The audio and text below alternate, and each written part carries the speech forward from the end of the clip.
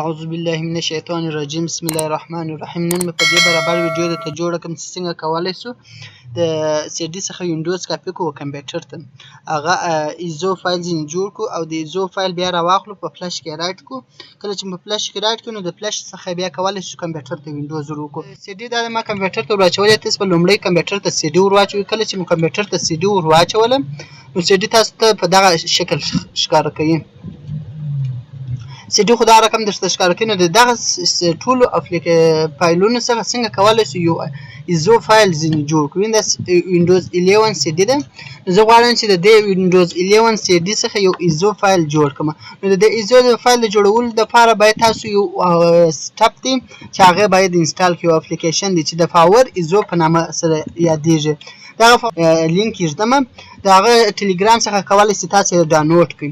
نو د دغه فایلزو چې کله چې مو ډاونلوډ کړئ نو په فایلزو به رایټ کلیک وکړئ. کله چې مو رایټ کلیک وکړئ دلته به ایگزیټ فایل وروئ. چې ایگزیټ فایل مو ورولئ دلته به ډیسکټاپ ته انتخاب کړئ. چې ډیسکټاپ مو ته انتخاب کړئ دی راووتي. نو دغه پاور ایزو فایل دی. دلته به په پاور ایزو کې ډبل کلیک وکړئ. دلته به د 40 یو شپږ اتیا ایکس دی، ایکس 40 دی، بل ایکس شپږ اتیا. دلته به په ایکس 40 ډبل کلیک وکړئ. کله چې په ایکس 40 ډبل کلیک وکړئ دلته به په پاور ایزو باندې ډبل کلیک وکړئ.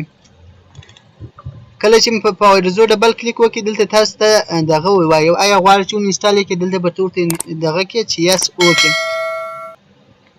کله چې هغه د یس کې دلته به په دغه کلیک وکړئ. دلته په انسټال کلیک وکړئ.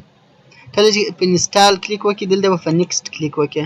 دلته به په کلوز کلیک وکړئ. کله چې کلوز کلیک وکړئ دی تاسو د انټرنیټ سفر خلاصي د ایزو په برابر معلومات درکوي. نو زه هغه نه غواړم، اوس فلحال زما نیټ نشته. نو د پاور ایزو د انسټال سوي فایل باندې به کلیک وکړئ. کله چې په د باندې رایټ کلیک وکړئ اوپن وروئ. چې اوپن مو ورولئ دی څه څخه رجسټرېدل غواړي. نو د دغه د رجسټرېدلو لپاره دلته بیرته هغه فولډر ته راسئ کوم چې پاور ایزو پکښې کې وه. نو زه به دغه فولډر باندې کلیک کوم بیرته. زه به د یو وارې کینسل کړم. دغه فولډر ته به راسئ، د پاور ایزو فولډر ته. دلته به په پاور ایزو کلیک وکړئ. دلته په 40 ایکس دلته په دغه فولډر باندې به ډبل کلیک وکړئ. کله چې مو دغه فولډر ډبل کلیک وکړئ دلته به په ده هم ډبل کلیک وکړئ. کله چې دغه صفحه درته راخلاصه شوله لومړی به دغه بټن وروایي. کله چې مو دا بټن په ولې اوکې به کړئ بیا به راشئ دویمه په دګین باندې کلیک وکړئ. کله چې مو په دې کلیک وکړه نو دلته یوزر نیم هم دا دی راوړي. یوزر نیم یې فرقان مل دی، دا به کاپي کړئ. کله چې مو دا کاپي کړئ دلته به پاور ایزو ته راسئ. زه به پاور ایزو د سره راخلاصه کړم. دلته به پاور ایزو ته راسئ. دلته به په یوزر نیم کې بیا پیسټ کړئ. دغه یوزر نیم چې دی دلته به هغه یوزر نیم چې مو راکاپي کړ دلته به په دا یوزر نیم کې پیسټ کړئ. دلته به راسئ دا کوډ په پای کې چې ورته نشتلی کوډ دا به کاپي کړئ. دلته به راسئ په دغه کوډ کې به پیسټ کړئ. دلته چې مو رایټ کلیک وکړئ اوکې به کړئ. کله چې مو اوکې کړئ نور دا رجسټر شو. نور بیا تاته هېڅ کله دغه میسج نه راوړي چې دا پاور ایزو تاسو رجسټر کړئ. اوس موږ پاور ایزو راخلاص کړو داسې اتومات او عمومي صفحه یې راخلاصېږي.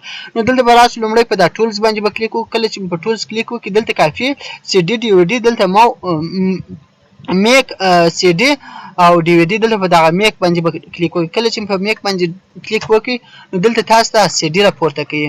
که سی ډي اوس ما کمپیوټر یو سی ډي روم وربسته کړی دی نو اتومات دغه سی ډي راته انتخاب کړی دی. که چیرته تاسو بل سی ډي روم ته بسته کړی وي نو کیدای شي تاسو 2-3 سی ډیانې پورته.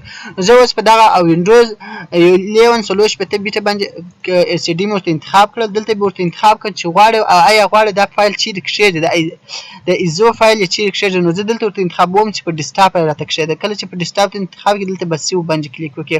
چې په سیو چې کلیک وکړئ دلته به اوکې وکړئ. کله چې اوکې دی کې دغه 100% اوس 0% دی، دا 100% ځي. کله 100% ولاړې دلته نه 50 منټه نه 50 دقیقې وخت نیسي. نو چې دا 100% ولاړې بیا تاسو راوړئ چې کلوز پروګرام. کله چې کلوز پروګرام کې تاسو ته دا رقم وینډوز 11 40 ایزو فایل جوړیږي. کله چې دا فایل درته جوړ شو برای تاسو کولی شئ چې په فلش کې رایټ کړئ. نو زه ویډیو په دغه ځای سټاپوم. کله چې دا فایل ته ورسېدی بیا ویډیو پلی کوم. ویډیو دا ما سټاپ کړل. زموږ فایل پای ته ورسېدی. نو دغه دی د وینډوز 11 ایزو فایل ماته جوړ شو.